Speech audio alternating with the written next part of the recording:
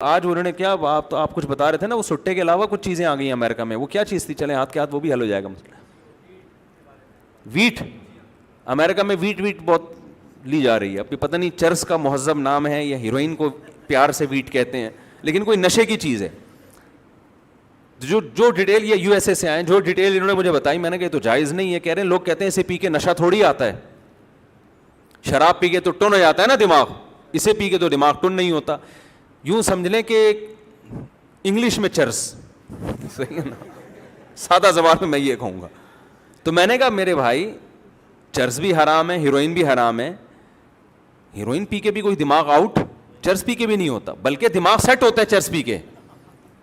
دماغ خراب ہوتا ہے جب چرس نہ ملے. تو اس اصول کے مطابق تو چرس پینا پھر واجب ہو گئی. کیا خیال ہے بھائی؟ کیونکہ چرس پینے سے دماغ سیٹ ہوتا ہے چرسیوں کا، ایسا ہی ہے نا. تو چرس پینا کیا ہو گئی پھر؟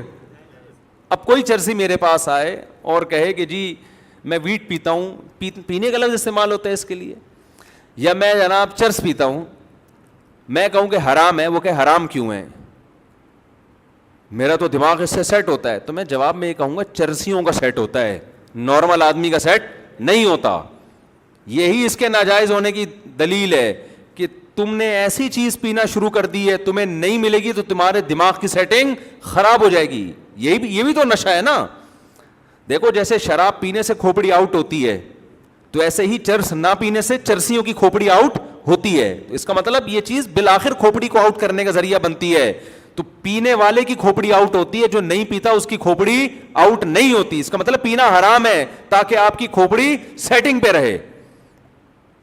روٹی آپ کھاتے ہو، نہیں ملے کھوپڑی آؤٹ نہیں ہوتی. ٹینشن ہونا الگ چیز ہے، دماغ کا خراب ہونا الگ چیز. بہکی بہکی باتیں تھوڑی کرے گا بھوک میں کوئی، ورنہ تو رمضان میں سارے افطاری کے وقت میں بہک گئے ہوتے ہیں. کیا خیال ہے؟ رمضان میں پھر یہ ہوتا ہے کہ افطاری کا ٹائم ہوتا ہے اور سب الٹی الٹی باتیں. شوہر بیوی سے کہہ رہا ہوتا آئی لو یو، مجھے آپ سے بہت محبت ہے، افطاری کے وقت میں. بیوی شوہر سے کہہ رہی آپ بھی بہت اچھے ہیں. جیسے ہی پکوڑا پیٹ میں جاتا خیال ہوتا ہے یار ہم کس قسم کی باتیں کر رہے تھے افطاری میں بیٹھ. سمجھ آ گیا؟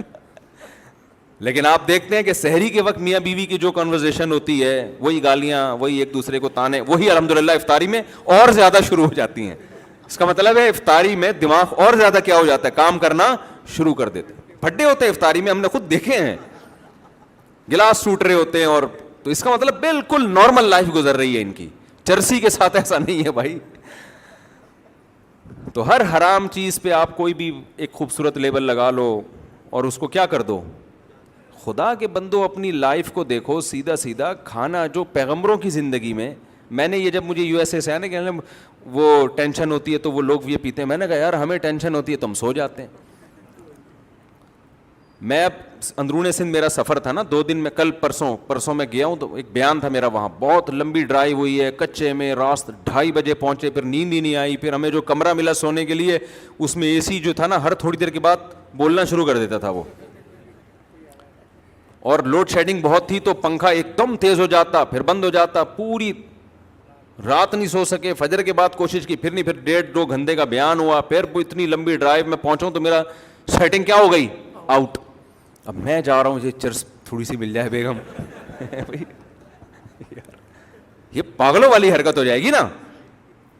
یا میں کہوں بیگم سگریٹ پلا دو تھوڑی سی، یا سٹا لگانا ہے، میں نے چرس پینی ہے، یا شراب کے دو. کیونکہ اور میں غصہ بھی آتا ہے جب انسان کی نیند نہیں ہوتی. تو اس کا حل یہی تھا، میں نے کہا بھائی میں کمرہ بند کر کے سو رہا ہوں، کسی کی آواز مجھے کمرے میں نہیں آنی چاہیے. اگر گھر میں ایسا روم نہیں ہے، باہر نکل جائے آدمی، کہیں آفس میں سو جائے، کہیں بھی، تو طبیعت سے سوئیں، اللہ کا شکر ہے، اس کے بعد اٹھیں تو فٹ فاٹ. تو اللہ نے ٹینشن کا یا دماغ کو سکون دینے کا حل سگریٹ میں اور سٹوں میں نہیں رکھا. وہ کس میں رکھا ہے؟ وہ نیند میں رکھا ہے. وجعلنا نومکم سباتا، قرآن کے الفاظ ہیں، ہم نے تمہاری نیند کو سبت کہتے ہیں کاٹنا. تمہارا دنیا سے کنیکشن کیا ہو جاتا ہے، کٹ جاتا ہے.